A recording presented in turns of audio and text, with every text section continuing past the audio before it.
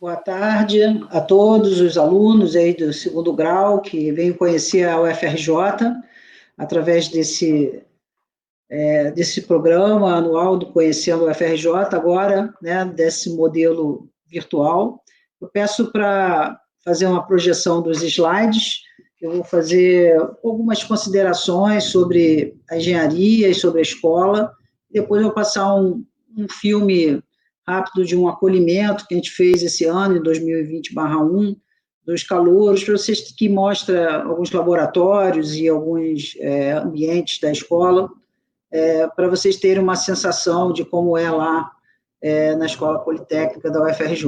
Por favor, podia projetar. Isso aí é a entrada da direção da escola, né? Peço para passar o outro slide.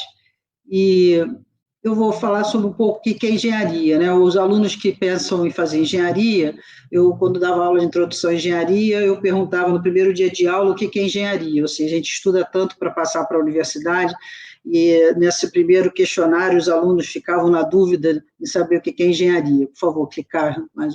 E nos diversos questionários, né, uma resposta interessante, uma vez de um aluno, era dizer que engenharia era criar tudo a partir do nada, né? Então era interessante esse pensamento, né? Porque não é possível criar tudo a partir do nada, isso seria quase ser um Deus, né?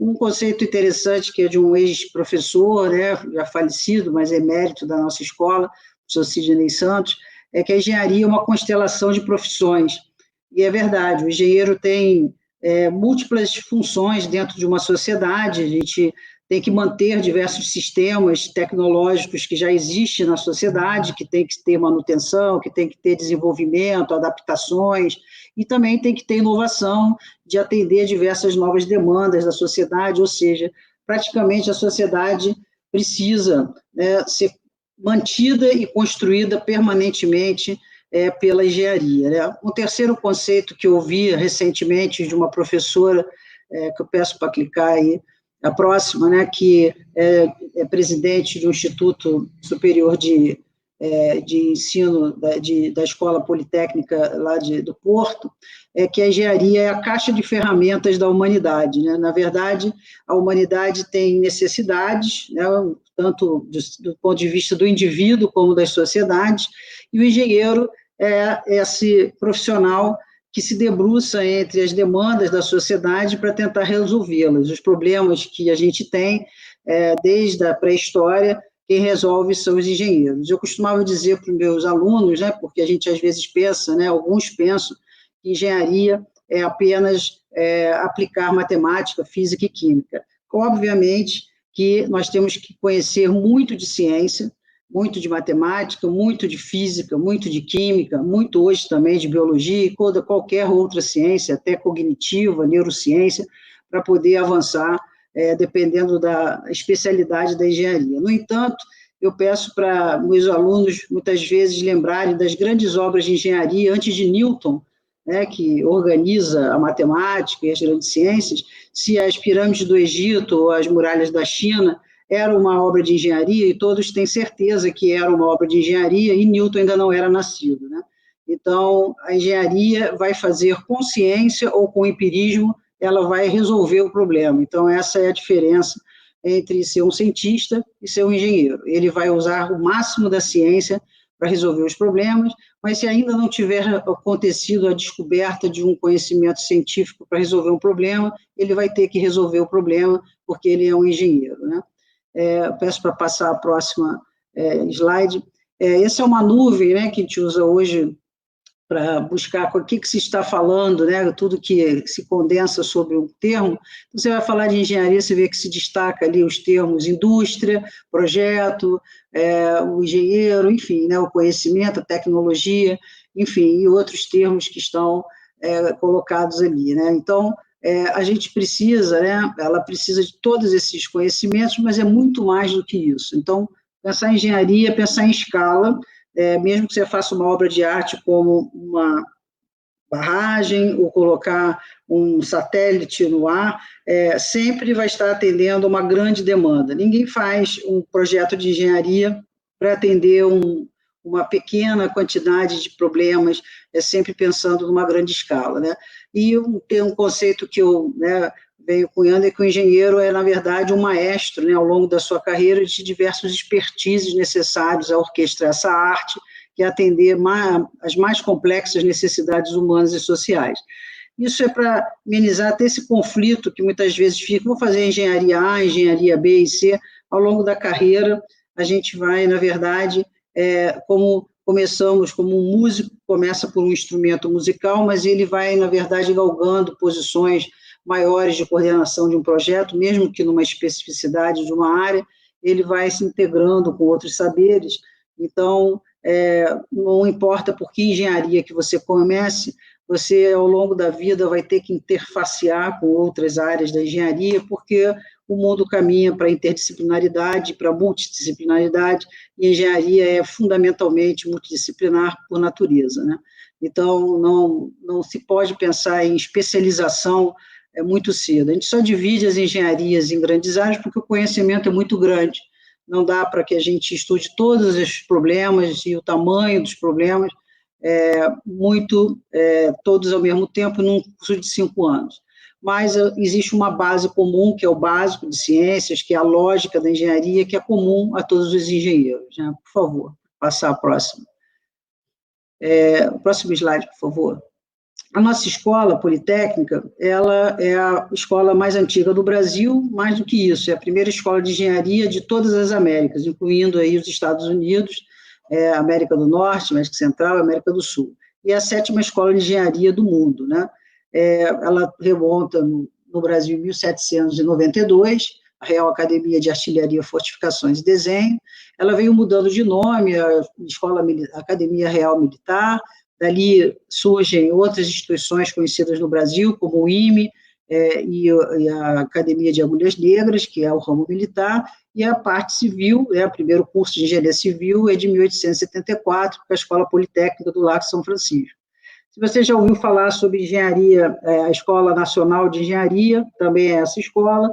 Depois, em 1937, no Estado Novo, tudo, a UFRJ, em 1920, nós integramos a UFRJ, então a Escola Politécnica da UFRJ, e depois, em 1937, a ideia do Estado Novo ficou a Universidade do Brasil, então a Escola Nacional de Engenharia da Universidade do Brasil.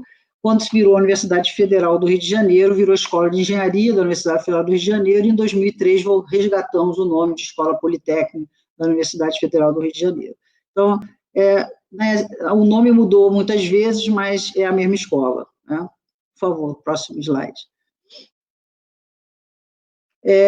Esses 8 cursos são cursos que a gente já tem há muito tempo, começou com o de civil, mas dentro do Centro de Tecnologia, que estamos todos reunidos aqui, as unidades foram surgindo, a Escola Politécnica é a mais antiga, como foi colocado aqui, mas esses outros cursos foram derivando outras unidades e vai clicando, por favor. A Escola Politécnica começou com esses 8 cursos, mas a COP, que tem mais recente, mais jovem, né, a pós-graduação, que é no Brasil mais recente, tem uns 60 e poucos anos, ela foi se integrando em alguns departamentos, que estão em verde, são departamentos que hoje são integrados, e depois esses cursos que estão em azul são iniciativas já conjuntas, né, então nós temos cursos que têm uma integração bem grande, e outros cursos que já são poli, junto com o Instituto, com a COP, que foram iniciativas conjuntas, e mais recentemente, o último, que é o 13º, que é Engenharia Nuclear, se der o último clique aí, ele também surge de uma iniciativa que é da Escola Politécnica, mas que também surgiu, já existiu o programa de Engenharia Nuclear da COP, e os professores do Departamento de Engenharia Nuclear da escola, e aí se motivou a fazer um curso. Então, as nossas unidades dentro do Centro de Tecnologia se integram, né, nessas iniciativas, e hoje a gente tem, sob a administração da escola, 13 cursos de graduação, que tem o concurso dos professores, fundamentalmente dessas 3 unidades, mas também do Instituto de Macromoléculas e também do NIDES, que não são interunidades, mas que também têm pós-graduação e graduação interagindo nas atividades de graduação, pós-graduação e extensão. Clique, por favor. No próximo. Uma das características da Politécnica que é forte é a nossa mobilidade internacional. A gente tem uma forte expressão, principalmente com França, Alemanha, Espanha, Portugal. Os Estados Unidos, aí a dificuldade é o financiamento, que não faz correspondência sobre a isenção de taxas, né? Esses países da Europa têm taxas, mas como nós no Brasil não somos universidade pública, a gente não cobra, mas a gente tem a UFRJ e a Politécnica é a unidade de maior intercâmbio internacional, então, anualmente, a gente recebe estrangeiros e também enviamos nossos alunos, né? Você vê que essa curva, o pico da curva ali é no Ciências Sem Fronteiras, mas antes do Ciências Sem Fronteiras e depois do Ciências Sem Fronteiras, a gente continua num ritmo razoavelmente, mantemos o ritmo que nós tínhamos antes desse grande investimento que o Estado tinha colocado, né? Próximo slide. Essas diversas universidades que são parceiras já de muito tempo, eu vou pedir para clicar nessas que estão assinaladas em verde. Clica, por favor. Nós temos duplo diploma, né, que significa isso, nossos alunos passam um tempo no exterior, pelo menos um ano, né, um duplo período, e essas universidades acreditam no nosso curso, ou seja, eles emitem também um diploma dessas universidades, então você tem o diploma da UFRJ de engenharia e também o diploma dessas universidades, isso vale principalmente as europeias, um acesso de você ser engenheiro nesses países, né? Então, não precisa revalidar o diploma nesses países, você passa a ser engenheiro dentro das regras profissionais desses países, né? Isso facilita. Então, isso a gente faz com uma certa parcimônia, mas são instituições de renome que também acreditam que a qualidade do nosso curso é semelhante à qualidade desses cursos também, né? O próximo slide, por favor. E essas são uma imagem o que a gente chama hoje em dia, né, não só a ciência, mas o maker, né, a cultura maker, naturalmente, nossos alunos, também multidisciplinarmente, dos diversos cursos, se reúnem, nós temos hoje 10 equipes de competição, são competições que existem entre universidades, as nossas equipes, é muito comum ganharem campeonatos, não só no Brasil, como no exterior, construindo carros, aviões, barcos solares e propulsão submarina, robôs, enfim.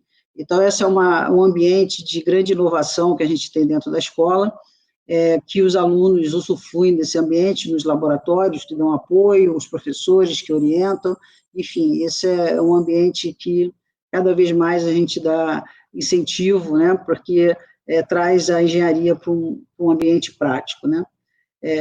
Próximo, por favor.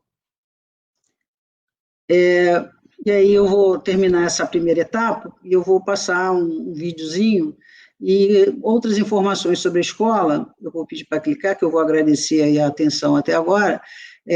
Clica, eu tenho no site da Poli, que é www.poli.frj.br, vocês podem ter outras informações de como funciona a escola e também nos perguntar para diversas diretorias que a gente tem dentro da escola sobre informações. No próximo slide, a gente também passa as nossas redes sociais, que você pode também nos seguir nessas redes, no Poli, no Instagram, no Facebook, no LinkedIn, e lá a gente também divulga nossos eventos, você pode participar, ver como é que funciona a escola, como é que ela se insere, e esse vídeo esse filme que eu vou passar agora, um pequeno videozinho rápido, que mostra como é que nós fazemos o acolhimento dos calouros e mostra um pouco da ambientação que a gente tem dentro da escola e como é que nós acolhemos numa semana de acolhimento que nós começamos esse ano a fazer dos calouros, para ele ter uma ideia de como é que funciona a escola. Eu acho que, da maneira virtual, é a melhor maneira de apresentar para os alunos de segundo grau como é que funciona a escola.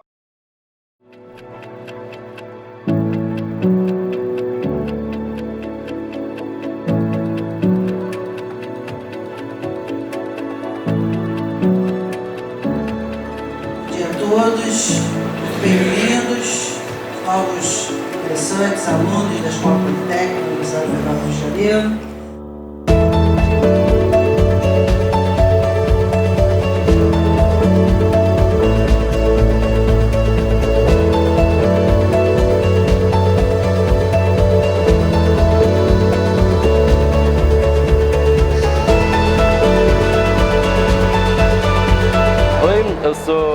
Carlos Eduardo Musa da Cunha, eu tenho 18 anos e eu faço engenharia de materiais. Eu achei todas as atividades de acolhimento no geral muito boas, as palestras especialmente. Eu não esperava nada diferente, na verdade eu não esperava nada, então eu acabei sendo surpreendido. E foi muito divertido, tipo, no geral, até porque foi bom para, além de entender mais sobre a profissão, para interagir mais com nossos colegas de curso. Foi muito bom no geral.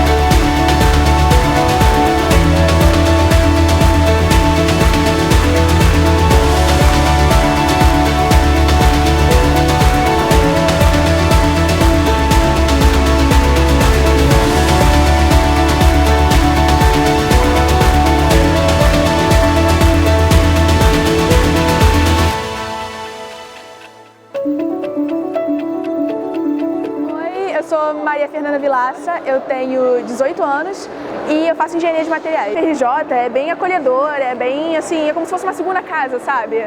E acho que isso vai ser tipo não só bom pra mim, mas também pra todo mundo que vai fazer engenharia.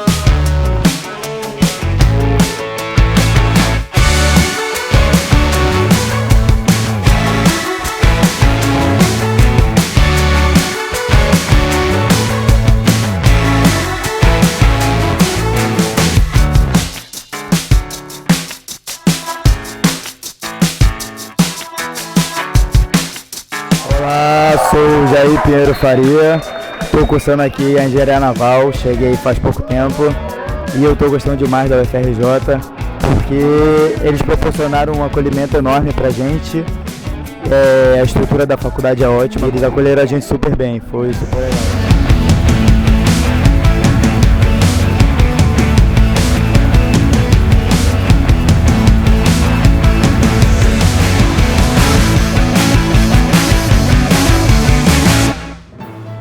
A Semana de Acolhimento dos Calouros é uma estratégia importante para o ingresso dos alunos na Escola Politécnica da UFRJ e para entender o que é engenharia, saber que a engenharia é muito mais do que matemática, física e química ou qualquer outra disciplina, que é o início de uma longa jornada de educação continuada que vai além da formatura, que é uma maestria entre diversas expertises que precisa conhecer para fazer projetos.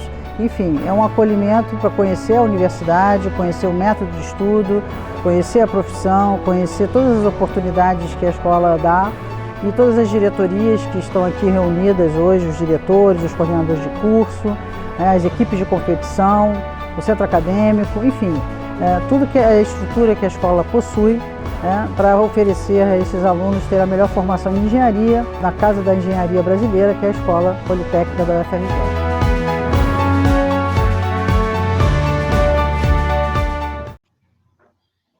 Bem, os cursos da escola, os cursos da UFRJ como um todo, de engenharia, como eles são, a engenharia é uma profissão regulamentada, não somente pelas diretrizes curriculares, que não são tão marcadas até, elas são bastante flexíveis, as diretrizes, em termos até de conteúdo, mas o Conselho Regional de Engenharia, ele dá atribuições profissionais, e sem essas atribuições profissionais, você fazendo um curso de engenharia, o diploma de engenharia te dá, você sai como um bacharel em engenharia, mas para exercer a profissão de engenheiro, você precisa ter o registro no CREA. Para ter no CREA, no caso, a Escola de Química vai dizer que também poderá ser no Conselho Regional de Química, né? Então, o engenheiro químico, por exemplo, pode optar entre o CREA e o Conselho Regional de Química. Então, algumas profissões no Brasil são reguladas por conselhos regionais. Não, nem todas, mas algumas são reguladas. Medicina, direito, enfim.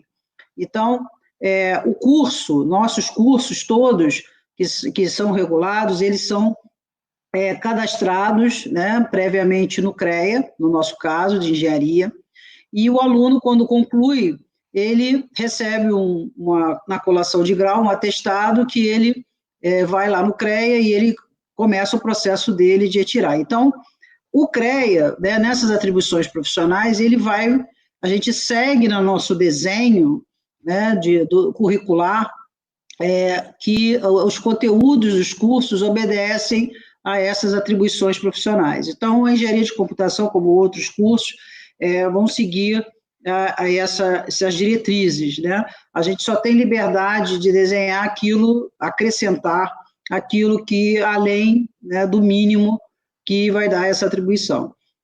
Os temas da engenharia de computação, além desse final, eu não vou saber de cabeça aqui quais são os cursos, são 13 cursos, né? Eu tive 10 minutos, 15 minutos para apresentar 13 cursos, seria impossível listar os 13 cursos.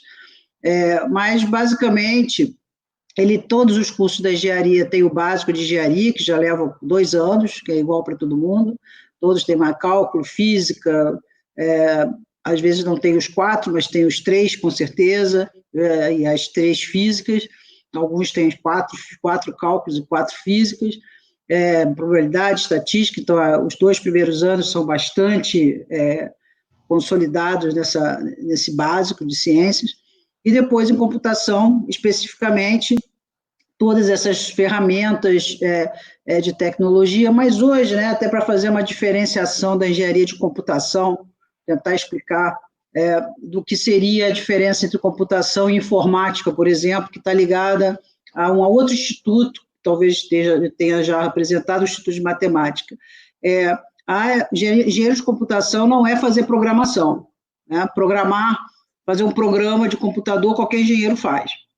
O engenheiro de computação, ele hoje trabalha muito mais com modelagem ou entender o problema que precisa montar um sistema do que propriamente ele está ligado à questão da informática, né? Eu gosto muito de dar um exemplo do Uber, quem sacou a importância de existir, mais da tecnologia da informação em si, né?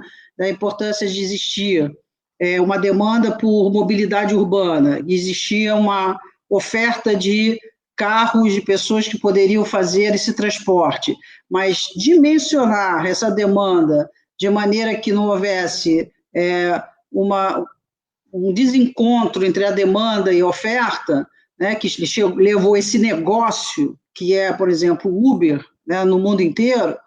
Isso que é um projeto, desenhar o projeto, o dimensionamento, se tem dimensionamento e tem projeto, é engenharia. Então, é engenharia de computação. Um programador, quem vai trabalhar com o desenvolvimento do aplicativo em si, ele não precisa ser engenheiro. O engenheiro vai até delegar alguém para fazer essa programação, mas ele dimensionar a demanda social e saber a quantidade, quanto que vai ser isso, se é viável, isso é a engenharia. Então, hoje a engenharia de computação ela vai trabalhar muito a nível de informação, nível de quais são os sistemas que precisam ser interligados, do que propriamente. É claro que ele vai conhecer todas as tecnologias disponíveis, como com um bom engenheiro, saber quais são as ferramentas que estão disponíveis para ele poder dimensionar um bom sistema. Então, o engenheiro de computação vai além do que se pensaria do que é informática, né? A engenharia de produção, respondendo aqui o Gabriel Vitório, é um curso antigo da escola, ele é considerado um dos melhores do país, se não o melhor.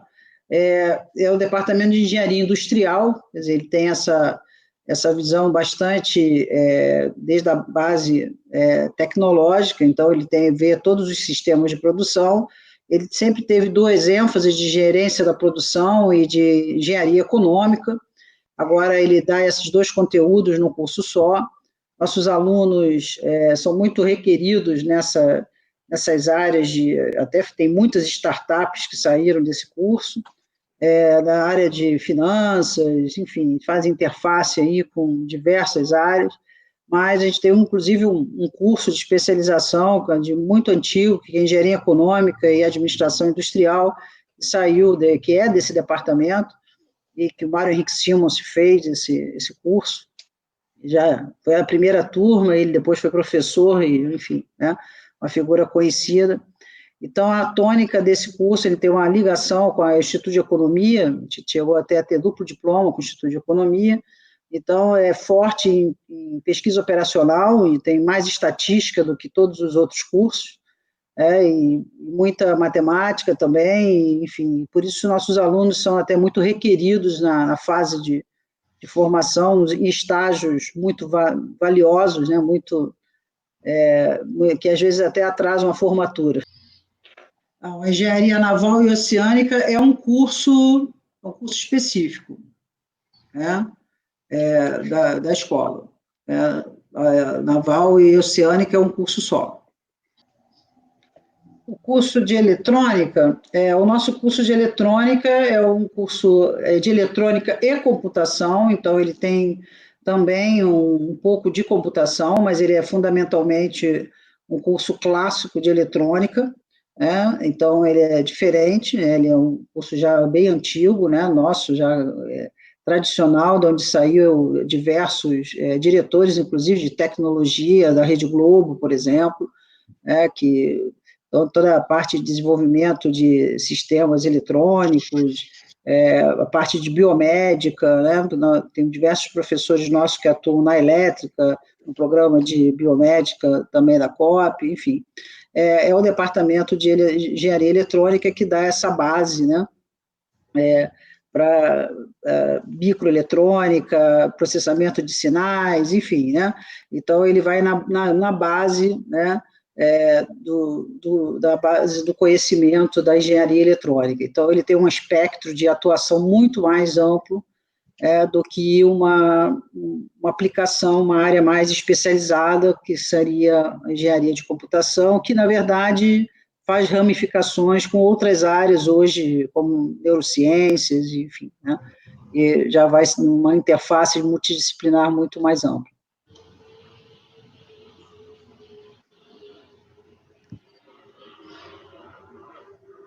Engenharia Naval e Oceânica.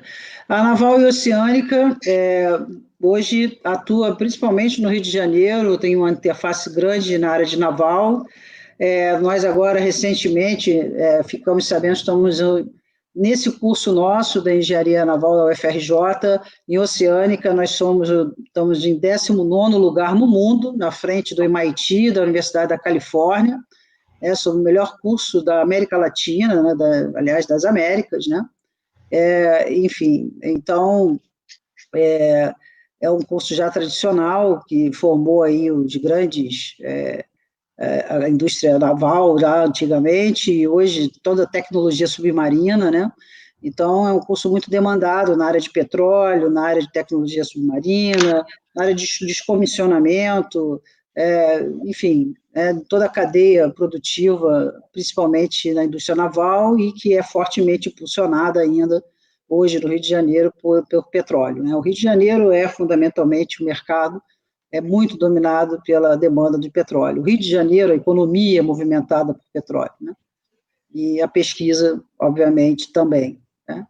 Mas a parte de oceânica também, ela tem uma interface grande também com civil, então, em lagoas, em mar, então, enfim, tem uma interface aí interessante em tudo que é estrutura que é lançada ao mar, né? Ela também tem essa interface grande.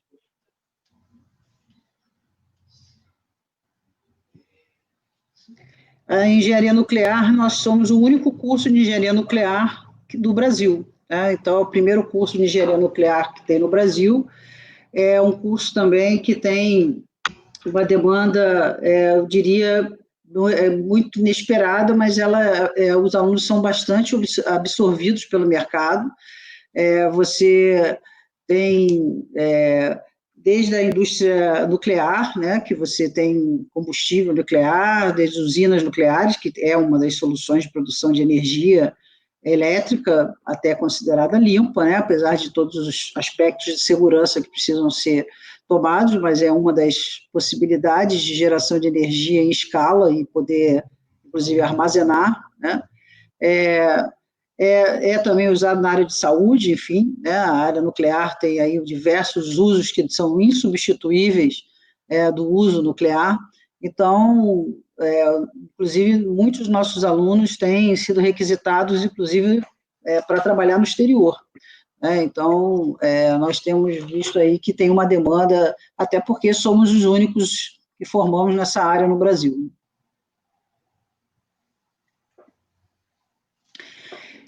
O engenheiro de petróleo nosso foi desenhado, tudo, a cadeia produtiva de petróleo, a gente brinca do poço ao posto, tirando toda a parte de refino, né? Quer dizer, tirando tudo aquilo que o engenheiro químico está responsável, o engenheiro de petróleo gerencia todo esse processo.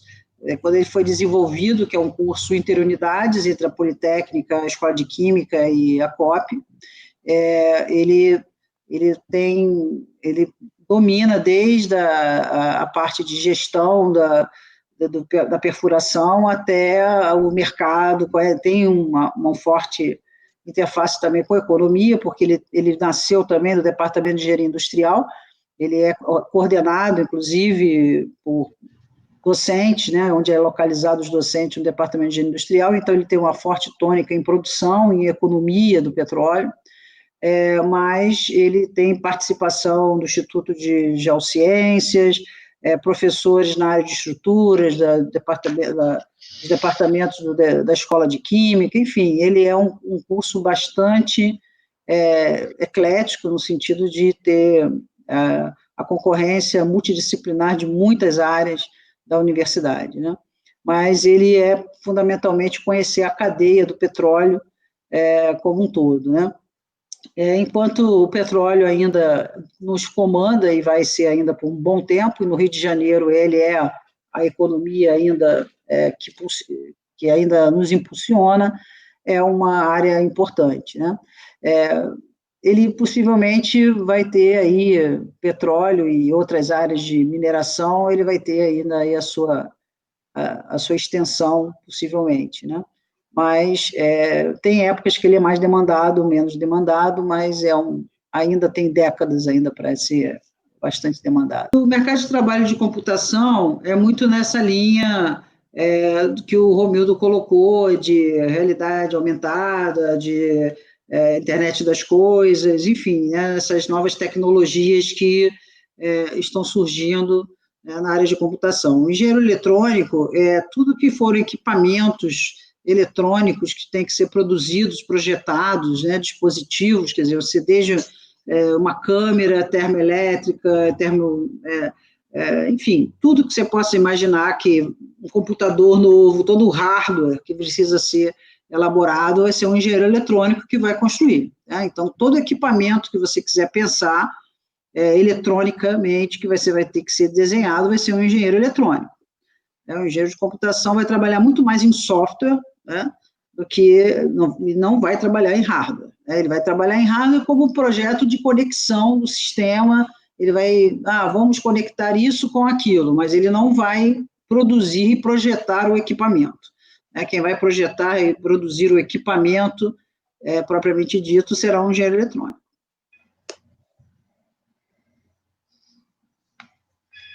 O engenheiro civil, ele atua em diversas áreas, né?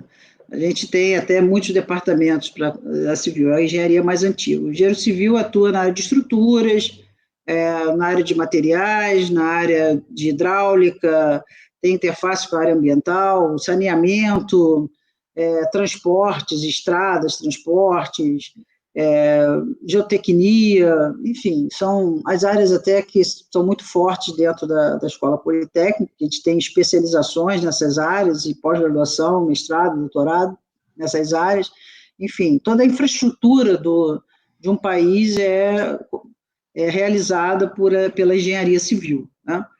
Então, costumo dizer que a engenharia civil é a derivada terceira da economia, né?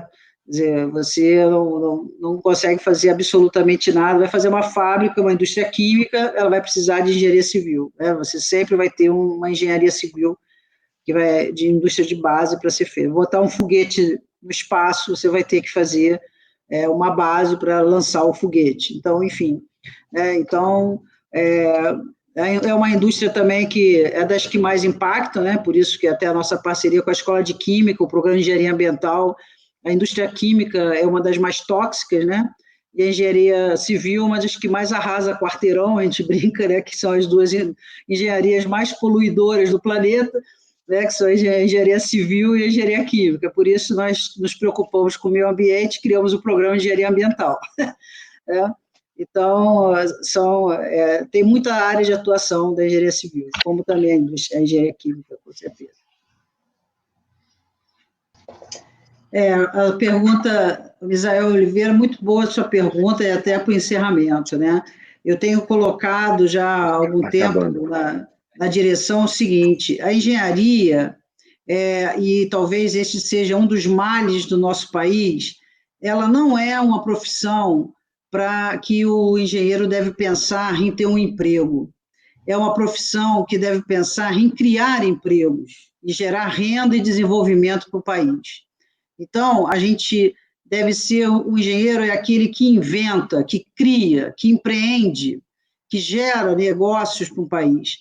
E talvez esse pensamento que a gente ficou durante décadas, né, que talvez tenha nos levado a essa situação calamitosa de décadas e décadas e décadas que nós estamos vivendo. A gente não tem engenheiros, por exemplo, pouquíssimos engenheiros atuando na política brasileira. Se você pensar, os primeiros ministros e presidentes dos grandes países do mundo são engenheiros. E a gente pensa em engenharia, em emprego, em profissão, e que alguém vai dirigir as grandes empresas, que alguém vai montar uma indústria. Mas quem é que é mais qualificado para montar uma indústria e desenvolver um planejamento com lógica, com racionalidade, que não um engenheiro, que tem toda a formação multidisciplinar, econômica, tecnológica, para fazer isso? Então, eu acho que está na hora da gente, do Brasil, mudar esse paradigma, e eu só tenho uma esperança nesse mundo, que é a juventude.